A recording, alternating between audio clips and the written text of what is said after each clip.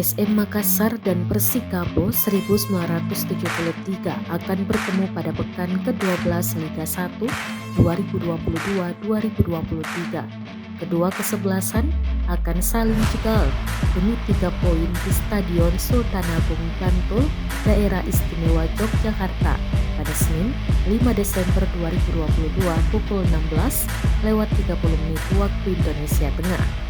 PSM butuh 3 poin untuk mengambil alih puncak klasemen dari Borneo Samarinda FC.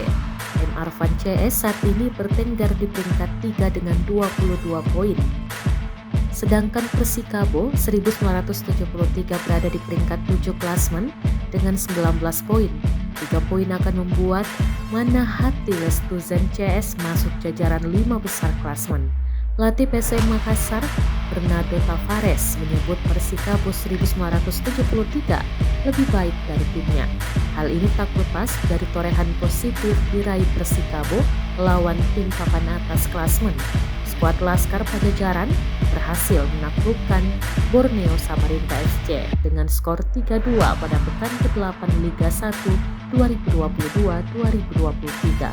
Lalu menaklukkan Bali United di markasnya di Stadion Iwayan Dita, Gianyar, Bali dengan skor 1-2 di pekan ke-11 Liga 1.